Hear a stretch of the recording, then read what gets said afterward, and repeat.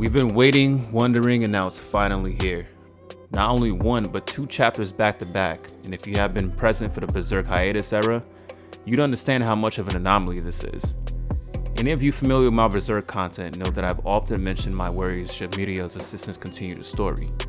But anyway, before I dive into what I perceive from these two new release chapters, make sure to hit the subscribe button and click the bell to stay locked in on all videos and Berserk content on the channel. Now let's get into chapters 365 and 366 of Berserk.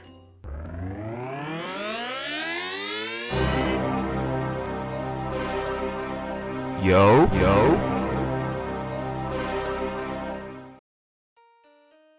From the get-go, what I realized is that although we got two chapters, they're not very deep. Two short chapters with minimal dialogue, but the focal point seems to be the emphasis on Griffith's effect on the atmosphere. 365 starts off very mild, with the imagery of Puck flying about the night sky and the full moon illuminating the atmosphere. Suddenly there's a disturbance in the force, as Puck, surrounding Marrow, Kelpies, and woodland creatures sense a shift in energy. They bicker amongst themselves as they understand that a malicious entity has come to the island and wonder what kind of creature it is until recognized as a person. Cutting to the next panel with Shirke and Ivalera witnessing Casca in a rush out the front door. This is now obvious that the previous panel took place as the Moonchild was reverting back into Griffith at the end of chapter 364. But this time, we are now seeing events take place from Shirke's point of view, as she takes notice from behind Casca the naked body of Griffith in front of Guts. The visual of seeing both Guts and Griffith instantly triggers the mark of sacrifice on Casca's chest to bleed, sending her mind into a frenzy, evident by how her irises look distorted. Revealing in the next page that the force of the mark causes the necklace given to Casca by the Nan to break. Memories and events that took place while she was in Lane begin to flood her psyche.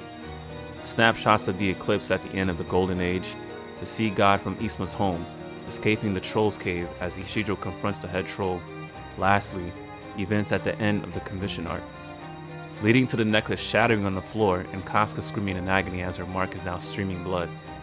We cut to two distinct panels showcasing Femto's gaze affecting Shirke negatively, and it seems to be the cause of Casca's pain as well. Now we know when Casca's in pain, Guts gets angry, and when Guts gets angry, here comes the Beast of Darkness. Yet, ironically, it seems Guts is now able to suppress the beast from taking over, but still falls prey to his Berserker rage, which ensues him attacking Griffith.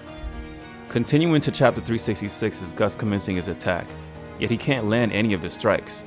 He tries over and over in confusion and frustration only to swing at air as if Griffith's body is invulnerable to attack now.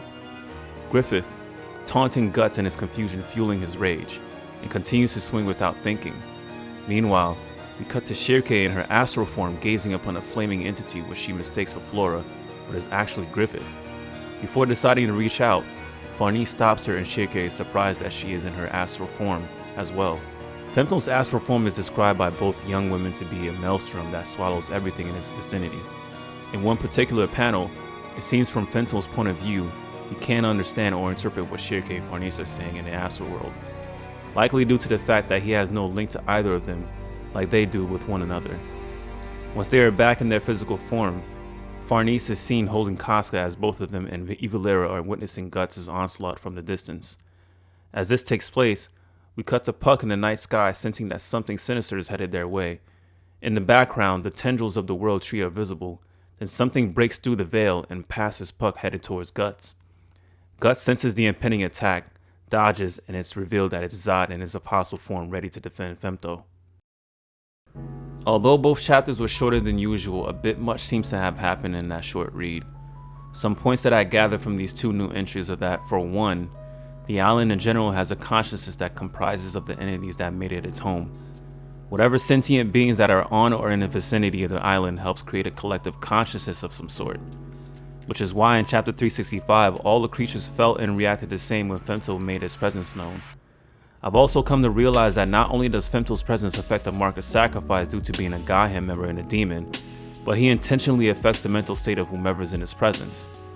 Very evident by how his gaze pulls Shirke into her astral form against her will, the same way his gaze in a way affects Guts' ability to have self-control and jump into a fit of Berserker rage. Next is the realization of how the branches of the World Tree affect reality. Elfheim is strictly protected from the outside world by natural magic, but the world tree somehow allows safe passage to penetrate such defenses, allowing malicious and opposing beings such as Femto and Zod to step foot on the island without resistance. Lastly, what I've noticed is Farnese's magical potential and affinity seems to be far greater than what we expected. She's able to calm an irate Casca down and even able to bring a far more capable Shirkei back to her senses in the astral world while resisting temptation from Femto. Chapters 365 and 366 were not the greatest entries to the series, but I think it dispelled a bit of a doubt that most of us had after Kentaro Miura's passing. I can say especially for someone like me who was worried where the direction of the story and the core art style would go. I believe both chapters were a test by the team helming this to see what the reception of the Berserk fanbase would be, and we shall see in the ensuing months how the overall fanbase is reacting. As always, make sure to drop a like for your boy if you enjoy the content on the channel and subscribe.